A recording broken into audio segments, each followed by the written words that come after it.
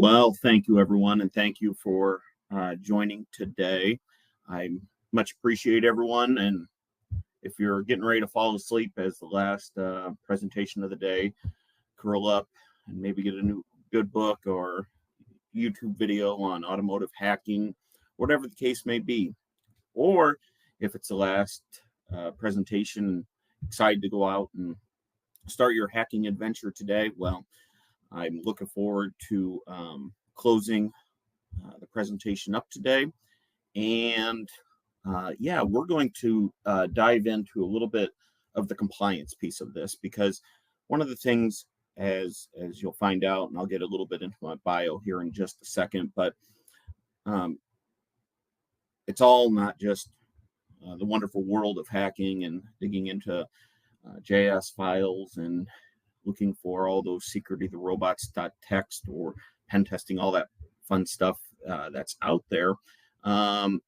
We have to also take a look at it from a compliance perspective, especially when you're within the transportation or the automobile space. And what this presentation is going to do is going to be able to take a deep dive into understanding the mindset of, from the perspective of, as you're developing APIs, what do you need to be aware of to make sure that they're secure, and making sure that, for example, if you're, as Eaton was just talking about from the Toyota perspective, if just throwing it out there as an example, there's APIs, how should an engineer, software developer make sure that those are secure, especially in light of the regulation and standards are out there? And what exactly are the regulations and standards, and what's the difference between them? And so we're going to do a deep dive into that. One of the things that I put up there, because for probably 14 years prior to my move into a senior cybersecurity product analyst position, I was actually in the legal field, but I missed the technical deep dives, technical knowledge, and I just felt the need to get pulled back into this area. And so I always include a disclaimer just saying these are educational materials, and the opinions and presentations set forth are my opinion only, and I did the best of my ability to basically include everything as correct and so forth. So a little bit about myself again. I was specifically an intellectual property attorney for the past 14 years prior to moving year and a half ago into the cybersecurity analyst position. And so I get to look at it and still use both of my hats of, from the technical perspective, but also from the legal perspective of the compliance portion and understanding that. And I know that some people yawn and decide to go, compliance, the fun, exciting world of compliance. I know. And that's what probably why we actually are last. Anyways, here's a little bit of a roadmap of the agenda. We're going to talk about the what, why, and the how. So the what, compliance with R155 and ISO 21434. And then actually, what the hell is it? What the hell are those type of things? Then why? We're going to be talking about, in the last couple of years, we've had a lot of API security that we need to take a look at. And how does that fall within the R155 and 21434 framework? And then finally, how? How are we going to do it through these threat modeling pieces? And some of you may be wondering and taking a look at that the image there that was generated. Well, I like to include some images into my presentation. And when I'm doing that, I'm like looking up the licensable material, and I'm like, got to pay for that one. But what happens if I use ChatGPT, one of their wonderful little, things that we can maybe generate an image for? And so this one was because of poor prompting of generate me an image of connected vehicle cybersecurity for a presentation. And so we got the board members with a nice little vehicle. So it actually did generate based upon my prompt. And so what we know now is that there's been poor prompting by Tyson. But what I'll tell you is I decided, you know what, I'm just going to go with my first prompt. I'm going to include the images, whatever they may be. And so I have the exciting pieces here. If compliance isn't necessarily your cup of tea, maybe it's waiting for what did Tyson prompt and what is the image that based upon that prompting. So without further ado, let's jump further in. So we want to really discuss setting up the agenda, the topics, the first part of this of automotive cybersecurity compliance. What is it? And all right, and then the next question that I'm usually when I'm at a LinkedIn or something, or at a presentation or conference. All right, ISO 21434. What is that? Okay, what's R155? Are they different? What's the difference between them, and what are they? So let's dig into what they are first, and how they're different, and maybe how they're the same. So 21434, first and foremost, is a standard. And a standard is what offers a standardized framework within the industry.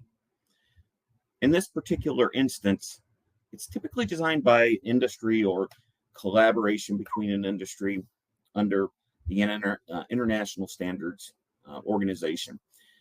And more specifically, it provides the framework and recommendations to develop a cybersecure product within the automotive industry.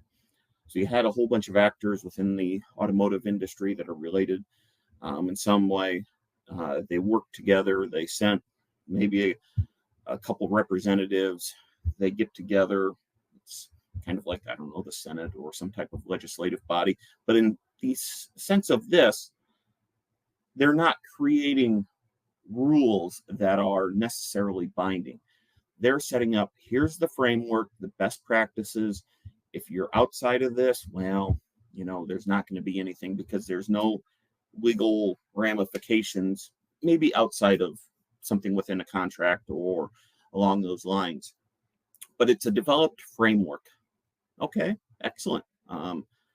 That's somewhat of a good understanding of, I guess I kind of understand now ISO 21434. What about R155? That's an excellent question. R155 is actually a regulation. So remember, 21434, standard. This is a regulation, which is regulations are legally binding directives that are issued by a governmental entity. Here in the United States, anything it's akin to the legislature, maybe a state legislature, could be the federal legislature. Anything in between that has the ability to create regulations, such as any federal agencies or state agencies, they are also, and so it's a legally binding directive. And in specifically with regards to R155, anything that falls under the product that falls underneath the purview of R155 must be complied with in order to obtain approval. And basically, there's authorities that are going to be out there, some type of authority that's going to take a look at. It's basically cybersecurity management system that you're putting together, which again is akin to a framework. But the lack of compliance in this instance, I mean, there's nothing necessarily bad that potentially could happen in 21434 unless there's some type of private contract that you abide by that. Well, in this instance, there is, because it's a governmental entity that has provided a directive. Well, it could lead to a sales ban of a particular product if it doesn't meet the requirements of R155. Now, over 50 countries have adopted R155. Interestingly, or just for issue out there, one of the big ones that has not is actually the United States. However, we have to think the vehicles that automakers sell now are going to be worldwide. And so the perspective, even companies, potentially the automakers within the United States are still going to have to comply with R155, because if they're putting product into the market that is going to be within one of those countries that is a adoptee or that adopted R155, well, you're going to have to potentially be taking a look at that and really digging in and abiding by that. Okay. All right. Well, and actually, here's my next image that was prompted. And actually, I will say that this was probably a little bit better of prompting. So, man with a question mark, because I didn't want to have to pay the license for the generic person with the question mark over their head. What is the interplay between 21434 and R155? Well, I am glad you asked, because our next slide, or is there an interplay? And there absolutely is. You can use 21434 industry standards to provide the support, the scaffolding, the framing for the requirements of R155. So you can really actually take a look at that. While it's potentially an abstract framework, if you're following 21434, you can use that as your framework to comply with R155. Oh, excellent. Now we're moving into, okay, we've taken a look at the compliance requirements and everything within. Now let's dig into how this really deals with APIsec, the automotive, because, hey, I was invited because I needed to provide some materials with regards to API security or insecurity. And as we've probably seen either in track 1 or track 2, a number of speakers, we have probably come to the conclusion that, yeah, there's going to be some API security that needs to be addressed. We have on the left there an article from a prominent automotive magazine or online that talks about that we must address the API security ASAP. And on the right is, of course, Sam Curry's blog post, the seminal blog post with regards to web hackers versus the auto industry, that describes how using the insecurity of APIs, what was able to be done with insecure APIs and so forth. So we're going to be tying this a little bit in together. So wanted to bring in the OWASP API Top 10. I'm sure a number of, or quite a few of you out there watching, if you're still watching, has the change between 2019 and 2023. And so you see broken object level authorization, still number 1, broken authentication. And what's green is new and so forth. I don't know, green, bluish type of material there. But anyways, so we're seeing OWASP continue to put out a lot of their top 10 every couple of years.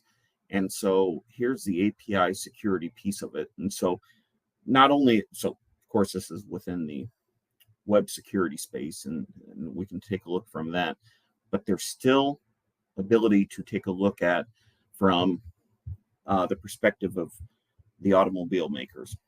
You can think about it from, for example, I think that one of the examples a couple of years ago was there was a subset of Teslas that were out there, and they were actually the subset of people or owners that had access to those, that own those Teslas. There was some API, some way to bypass it, and hacker was able to either get access in some way to the Tesla. It could have been through turning on the vehicle, making honk, or some way. But it turned out that it wasn't necessarily through Tesla's APIs. that it was through a third party's APIs. And so when you're taking a look at this and at the scale and the breadth of API security and understanding that how much is truly out there, because not only are the automakers potentially what their software developers are developing, you're going to have to secure that. Well, maybe if you integrate with any third parties, that's going to be a potentially an issue as well. And so there's the attack surface is wide and available.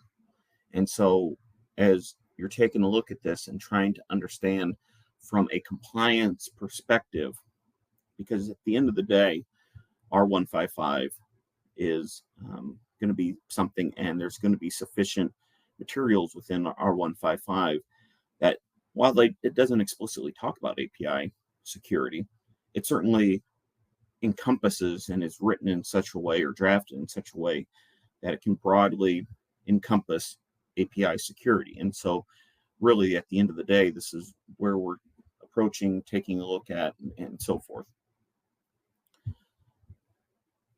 So what we are wanting to do, and I'm tying this back in then to R155 because, and we'll talk a little bit about 21434 in the next.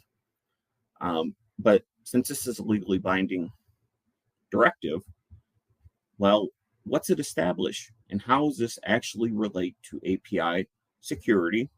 Because as I just said in the last slide, what the hell? It doesn't talk about API security. Well, R155 does mandate that manufacturers establish a cybersecurity management system that includes processes for identifying and managing cybersecurity risks. I'll also state here, because I talked about threat modeling on the very top, there's no specific threat modeling methodology that R155 puts forward. It's talked about in 21434, but what R155 does state is the manufacturer must perform, or the actor that needs to abide by R155, we'll just say it, the actor from here on out, must perform risk assessments and identify potential threats and vulnerabilities, and must document those risk assessments and then what's done to mitigate those identified risks. So this actually does sound quite a bit like threat modeling, because we have to do risk assessments to identify potential threats. And so, yeah, as this actor out there that's abiding by R155, we need to really dig in and to understand that piece of it. All right. Now, from the 21434, it actually discusses the use of TARA, which is the threat analysis and risk assessment, basically the methodology. Process to identify, assess, and mitigate potential cybersecurity threats and vulnerabilities. So in other words, this is actually the threat modeling to identify and assess potential threats and vulnerabilities. And it's the framework so that you can incorporate security measures from early stages of development within the life cycle. So I like to think of this as the shift left methodology or thinking process within the software development life cycle. So really, we have our two thought processes there, or we have our two compliance components that we need to deal with, either 21434 or R155 that really talks about and understands this and goes from there. So let's go in and actually think about and deal with a little bit of the threat modeling that we could take a look at. And so I like to have this diagram and take a look at it. And this is useful in the sense of being able to take a look at, go from screen left to right of understanding the adversary's view, taking a look at, the threat agents, entry points, assets, trust levels. Then you'll be able to characterize the security of the system, and so forth, identify threats, so determining the threats, analyze, etc.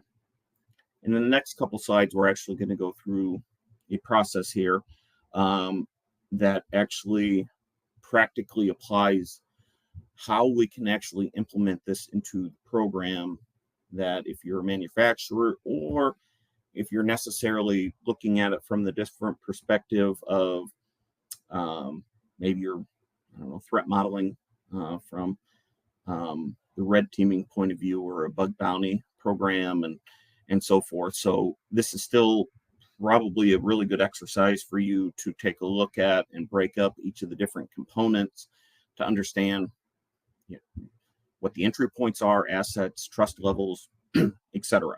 So without further ado, let's just jump into this next portion here. And here is one of the final images that I used in my prompting. So got close. I said, hey, give me something on API security within connected vehicles or an automobile security system. So it gave me threat modeling, engine control. Oh man, Tyson's prompting maybe has gotten better. I don't know about that, but anyways, I'd like to think so. So let's give it a very specific threat modeling exercise. And we're going to go through the different steps here, because that's the best way to really approach the threat modeling piece of it. And so in this first step, we're actually going to define the API and what the purpose is. So we see here purpose endpoints for remote access, control of vehicle functions such as door locks, engine and vehicle diagnostics, and infotainment. Now, this is a specific example. You could actually expand this to vehicle or vehicle to X communications, where the API communications are still happening, but here's a very specific purpose, and a subset of that is then example endpoints. So we have a post request to unlock lock vehicle doors, one for the engine, diagnostics, and an infotainment unit. So we've identified the potential endpoints. And again, from this purposes, we're doing it within, maybe the automaker. We'll just go back to Eaton's example with regards to Toyota. And so maybe Toyota, for example, has put these out there as here's the example endpoints. Now we're going to identify the assets, which is vehicle control functions, diagnostic data, user credentials, etc. Next thing, and in this specific example, what we're doing is going to be identifying the threats. And in this, we're going to be using the STRIDE methodology, which is, and STRIDE is an acronym: spoofing, tampering, repudiation, information disclosure, denial of service, elevation of privileges. And so I'm not going to go through each of the different pieces here, but I gave an example of spoofing. So let's just take that one. Attackers could impersonate users, gain unauthorized control. Countermeasure, implement strong authentication. And so you can go through each of these using the STRIDE methodology as it pertains to these endpoints.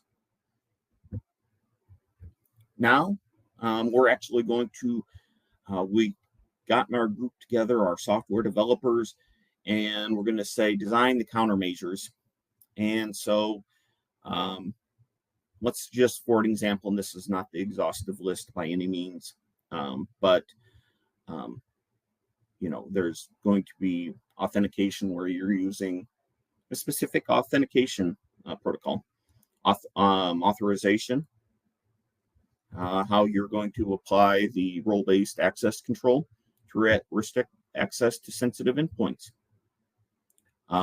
Also going to input validation. So you're going to sanitize the user input to make sure that user input, you're not actually passing straight through the unsanitized user input to prevent the injection attacks.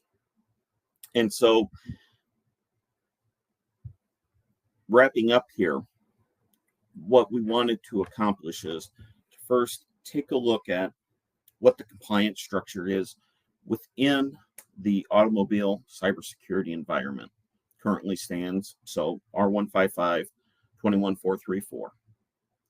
Then go through and talk about some of the specific examples of why have we been motivated to do this within the API environment.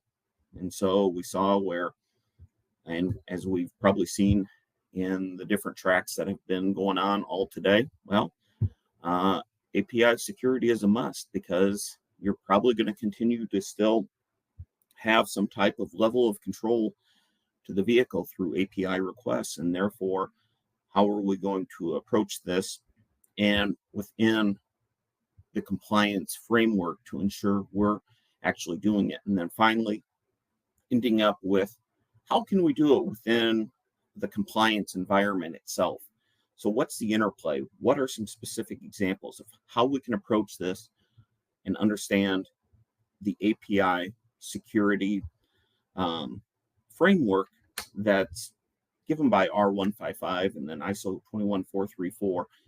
Give some specific examples so that when you're developing your cybersecurity management system, you'll actually have a way of taking a look at it in a step-by-step methodology and process, and taking a look and understanding of how you could actually potentially secure the APIs or going and understanding the process